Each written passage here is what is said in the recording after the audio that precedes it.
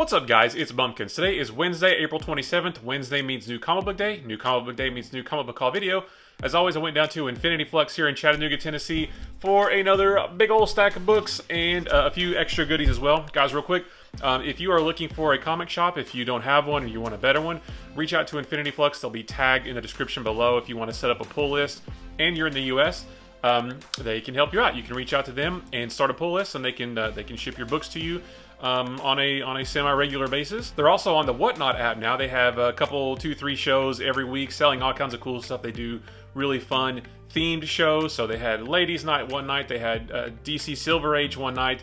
They had a Moon Knight night last night. So it's all really cool. They have really good stuff. So if you're on that app, look for them as well. It's Infinity Flux Comics, and I think it's tagged in the description below as well. At least it should be. I'll make sure it is. But let's get started because there's a lot of good books to talk about. Starting with Marvel. Pretty light Marvel week, and I only got to read one of these because I'm behind on the other ones. But we will start with probably the biggest Marvel release of the week, which is Amazing Spider-Man #1. I've got the Scotty Young cover here. So this is the new volume, the new series of Amazing Spider-Man. They wrapped up the last one with the Beyond storyline, and now we are back with Peter Parker as Spider-Man, and we are going in a whole new story. Now, I've seen some mild controversy around this. People complaining on the internet, big shocker. I guess they don't like this story, or maybe there's some things to come they don't like. I actually found this issue to be pretty interesting. The very first page is the one you've seen in the solicits where it looks like Peter's done something pretty bad. You flip the page, it says 6 months later, and after that, everything's different. Peter's on the outs with pretty much everybody. And especially like Aunt May, Mary Jane, all of his other friends, and we don't know why. And I find that interesting. So I had a discussion with one of my friends that Peter in this issue isn't very likable, and that's true. But what I do find interesting is why isn't he likable? We don't know. We don't know what happened. We don't know what the very bad thing that happened at the very beginning of the issue. We don't know what happened in that 6-month gap. So I hope that that's what these next couple story arcs are about, is filling that 6-month gap. What happened and why is he on the outs with everybody? I'm really excited to find that out. So yeah, I mean, it's a different, really the story of this too is pretty typical. I mean, you've got Tombstone and he's running a gang. There's going to be a gang war between Tombstone and the Rose. And that sounds like something straight out of the late 80s, which is really cool. But we've seen that kind of story before, but there's this other mystery as well. There's this other 6-month gap. That's what really is drawing me to this right now. So, yeah, I'm definitely, I'll never not buy Spider-Man because Spider-Man's my all-time favorite. So I will always buy this. But it's a pretty interesting start to a brand new series. So anyway, I got the Scotty Young cover, but there was a bunch of good covers for this. So I couldn't pick just one. So I got the Scotty Young cover and also the Mary Jane Black Cat cover. And then also the Patrick Gleason, the Webhead variant. Yeah, I try not to get multiples of the same book, but I honestly could not decide. I looked at the solicitations for forever. Couldn't figure out which one I wanted, so I had to get all three. Next up, we've got Hulk Grand Design Madness. So this is #2, if you will. It's not #2, but it's the second part of the Hulk Grand Design. The first one came out a while back. The first one was a really cool visual trip through Hulk's history that took you all the way through about Hulk number 300. This one continues on from there, so we get Grey Hulk, Mr. Fix-It, all that stuff. We get the Peter David era where Banner and Hulk combined, and you had Big Strong Hulk with Banner's mind, and the Pantheon, and Infinity Gauntlet, and just all that whole era, which is probably my favorite era of Hulk. So that's all in here as well. I didn't read this whole thing, but I did skim through it because, again, it's not a story. It is a visual guide through all those years of Hulk with really cool art. I love the way that the art in this mimics some of the different eras from the short-lived era when McFarlane was on the title. There's some artwork mimicking McFarlane. From the Dale Keown era, there's some art mimicking that, the Infinity Gauntlet, all that stuff. So if you are into Hulk and you want a really good but still kind of brief entire history of the Hulk, pick up these two Hulk Grand Design books. And I had to get this awesome Ed McGuinness cover because I love Ed McGuinness. I love how he draws these big, bulky characters, and that suits the Hulk perfectly. And then actually, last up from Marvel is Silver Surfer Rebirth #4. I didn't read this one because I'm actually 2 issues behind. I've only read the first issue of the series. But I really liked it. I can't wait to get caught up. This is Ron Mars, Ron Lim, classic 90s Silver Surfer, the awesome Spider-Man anniversary variant. So yeah, I can't wait to get caught up with this series. As for DC, DC was the biggest haul this week, starting with Action Comics #1042. You guys know this is one of my favorite titles out of DC right now. The War World storyline. I think this is either part 7 or 8. I don't quite remember, but it's way into the War World saga, and things are starting to come to a head. They're taking the fight to Mongol, and it's just really cool. I think it might be wrapping up soon because something happens at the end that sort of gave me that idea. But if this lasted for a lot longer, that'd be totally fine because this story is awesome. The art is something I wouldn't want in every book, but it fits this story very, very well. So I really enjoy this. Again, I think I mentioned this before, but if you haven't read the War World saga and you're wanting to, I would wait at this point for the trade or hardcover, whatever collected edition that's going to come out of it. I don't know if they're going to do it in separate pieces because or if they're going to do like one oversized like 12-issue hardcover or whatever, but this is going to make a really, really cool collected story when it comes out. Next up is another one of my favorites from DC, Dark Knights of Steel. This is #6, so we're halfway done, and this just continues to be awesome. This is another awesome Tom Taylor book, and war is brewing between the different factions, between Black Lightning's faction and the Elves and the Amazons. They're all about to come together. This is very Game of Thrones. You know, if the Lannisters and the Starks and all the different factions, how they all came together. This is sort of the same thing. We get introduced to a couple, not new characters to us, but new to this world, and it's really, really cool. So yeah, I can't recommend this highly enough. This is going to be another one where if you haven't started it yet, well, I don't know. If you haven't started it yet, you might want to go ahead and start because we're only halfway through.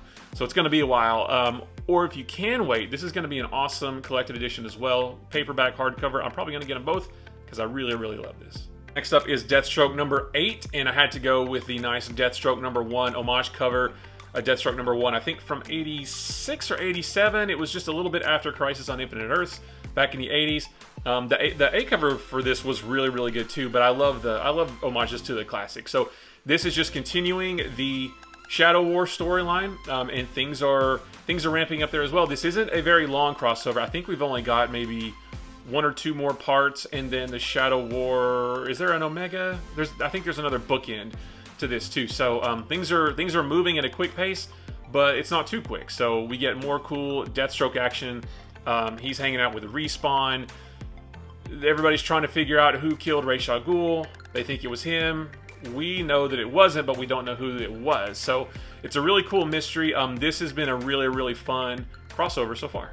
Next is Detective Comics #1059. So this is starting a brand new story arc for Detective Comics. So Batman is back in Detective Comics.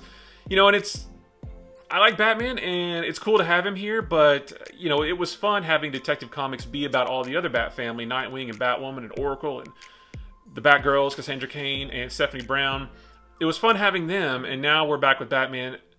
But it's at the same time, this is a cool story, so it's you know, I'm of two minds about it. But this story involves the Riddler, and he's like a streamer now, which is pretty interesting.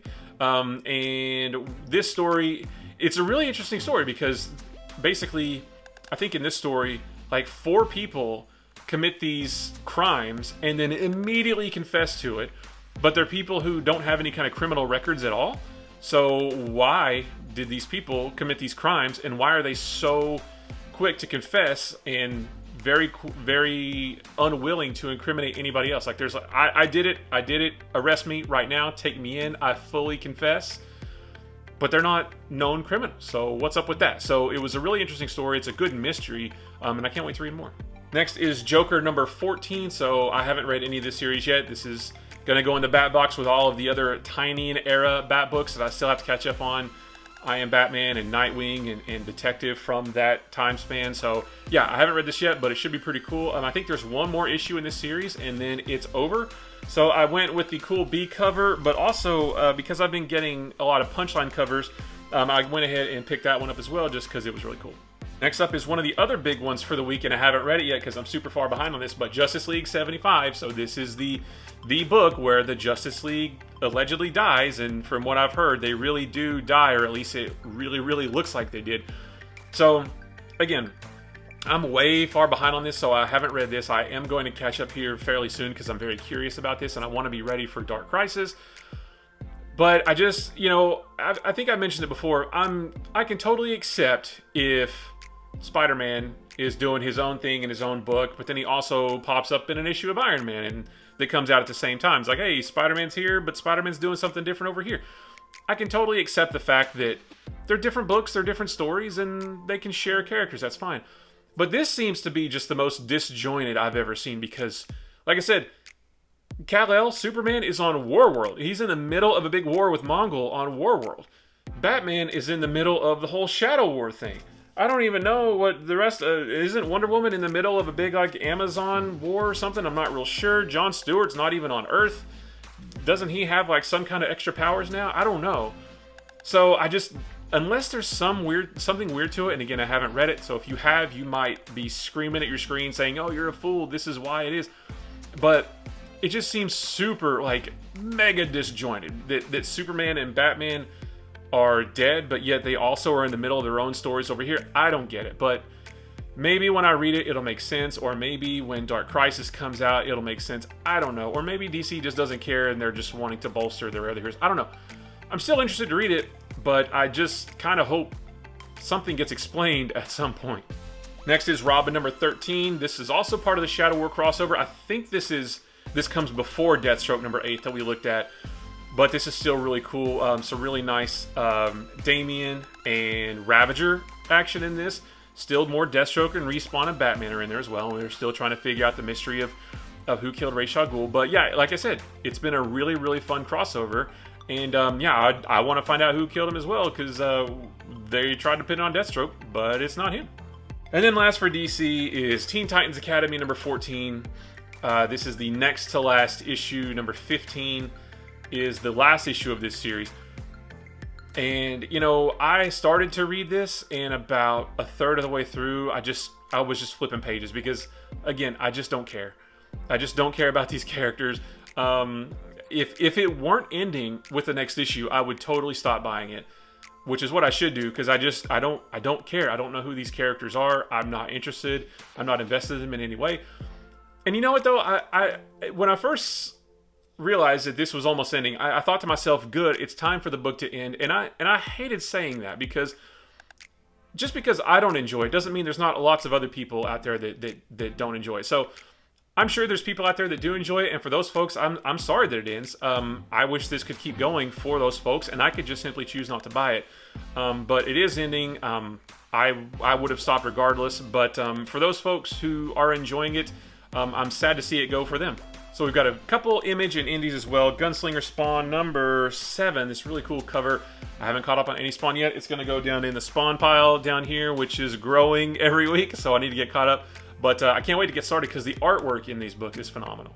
And one that I just finished reading, Rogue Sun number 3. This book is still pretty good, although the main character, I don't remember his name, but the kid who is now Rogue Sun, he is just so unlikable. He just complains all the time. Sure, he got thrust into this role by a father who more or less abandoned him because he was Rogue Sun as well. His heroing got in the way of his being a father. So I get why the son is a little bit, sort of how he is, but he's just so unlikable. He just complains all the time, and he's bickering with his father, who, he can still hear because of his powers. But, oh my gosh, hopefully that turns around, because it is an interesting story, and the ending of this there was a really interesting ending that made me absolutely want to read the next one. So I'm still on board to buy this. I'm still enjoying the story and seeing where it goes. I just hope that the main character gets over himself at some point. For the other indies, we've got Berserker number 8, the nice foil cover there. I didn't read this because I'm one issue behind. I never read issue number 7. It's upstairs on my couch right now because I meant to read it a long time ago, and I just haven't yet. But the first 6 issues, at least, I very much enjoyed, and I can't wait to get caught up on this. Next is Godzilla Rivals versus King Ghidorah. This is just a one-shot. I buy the Godzilla books because my son is a super huge Godzilla fan, and I buy these thinking that he might want to read them, but he never does. But I should probably go ahead and read them because they look really cool. The art inside is really, really cool. It just looks like a big monster throwdown, and that's awesome. So yeah, I'm going to go through these at some point. And last but certainly not least, Teenage Mutant Ninja Turtles: The Last Ronin number 5. So this is the end of this mini-series, I guess, although it doesn't feel like a mini-series because I think it's taken at least a year to come out. It's been so long since the last one that I don't even remember what happened in it. So now that it's over, though, I am going to combine all 5 of them together and just read them all the way through all at once. I do remember that it's super awesome. Like, the story was really good, and I'm really interested to find out what happens, but I just don't remember anything about anything other than who the last Ronin is, but I won't say. But yeah, so I'm super glad that this is over because I want that full story. But the fun doesn't stop there. I got a few extra goodies as well. I didn't get any dollar issues this week, but I did get this pre-owned copy of the Mighty Thor Thunderstrike. So Infinity Flux has a shelf in the back that's full of pre-owned trade paperbacks, hardcovers, things like that, and they're half off. So I've looked at this several times before, and I figured today I would go ahead and pull the trigger because I want to read. I want to reread. I've read it before. I want to reread the whole saga of Eric Masterson as Thor. The trailer for Thor: Love and Thunder and Jane Foster and all that just sort of made me want to read stories where other people are Thor, because I find those pretty interesting. So yeah, so this is pretty cool. Like I said, I've read this before, and I have a very unnatural love for Thunderstrike. I loved him in the 90s. I'm pretty sure I have every issue of Thunderstrike. It only lasted like a year or even maybe less, but I have them all. And I just wanted to reread this story. So this only collects This only has Thunderstrike number 1 in it, but then it has the other issues of Thor where Eric Masterson and Thor sort of meld together. And I don't remember a lot about that, so I figured I'd go ahead and pick it up and reread that at some point. Maybe I don't think he's going to be in the new Thor movie, but I just that had me wanting to read this. So yeah, I thought today's a good day to do it. Next up is Department of Truth Volume 3. So I was really enjoying Department of Truth for the first several issues that it was out. I was buying them in single issues. And then the story just completely got away from me to the point where I didn't want to read it. I found it to be a chore to read it every month, and I just kind of stopped. So, but I don't want to be the only guy not reading it, if that makes any sense whatsoever. Like, that's a dumb reason to read a book, but I did find the concept interesting. I just needed help understanding it, and I was forgetting what happened month to month and things like that. So I stopped buying single issues at the point where I knew the next trade would pick up, and that is this trade right here. So this actually collects numbers 6 and 7, which I do have in singles, and then from there also 14 through 17. Now 6 and 7 is sort of a precursor to that story arc, so at least I'm pretty sure it is. So I have 1 through 13 in single issues, and then this picks up right after that. So I'm now officially on the Department of Truth trade paperback train. I'm hoping that it is better in trade. I know a lot of people love it, but it just wasn't registering for me, so hopefully this will. And then last but not least, speaking of reading about other people who are Thor and Thor: Love and Thunder and the Jane Foster Thor and all that, I got a new big boy book. I got the Thor by Jason Aaron Omnibus. I have never read this. I've never read any of this, and it's on my list of shame. I really should have read it. From what I hear, it's fantastic. So this collects Thor, the God of Thunder, 1 through 25, Thor 1 through 8, the 2014 Thor, and then, a couple other Thors as well, and then the Mighty Thor 1 through 12. So that's the Jane Foster Thor. So super excited to read this. I am going to try to read at least some of this before the movie comes out. Most of my omnibuses that I have right now, most of the ones, or all of the ones I'm in the middle of reading, are ones that I'm reading for my History of Marvel videos. So this might be the first one that I crack open and read just to read, like with no ulterior motive, just to read it. I could read these on Marvel Unlimited, but shoot, yeah, I mean, there's no better way to read an awesome book than to, big, nice, colorful, glossy pages. So yeah, I'm super excited to get this because, again, I've never read this. I can't believe I haven't. I'm admitting it now. I really should have done it before now. So yeah, super excited to start this one. And that's it, guys. Another super cool haul, much bigger than last week. Still not the biggest, though. I thought it was bigger than it was, but when I put it together, I think it's just more of an average size week, but that's okay because there was still a lot of bangers in here. So guys, I appreciate you watching. If you like this video or any of the other videos on my channel, maybe consider hitting the subscribe button. If you like this video, give it a thumbs up. If you didn't like this video, give it a sarcastic thumbs up. And if nothing else, leave me a comment below and let me know what you picked up. Did you get the Thor Omnibus? Have you read Jason Aaron's Thor? Do you think I'm a fool for not having read it before now? Let me know. Trades, are you excited about Last Ronin? Whatever you got, just let me know. I love comic books. I could talk about them with a room full of people or just to a camera. Guys, don't forget, comic books are supposed to be fun. They're just another fun form of storytelling. Fun stories, fun art. It's all fiction. It's all made up. Anything could happen. And it's supposed to be fun and enjoyable. There is so much to pick from. It's easy to go through, find something that you like, and it's very easy to just disregard the things that you don't like and let everybody else enjoy those things. Also, don't forget that it doesn't matter how much you buy each week. What makes a great comic book haul is that the things you buy are super important to you.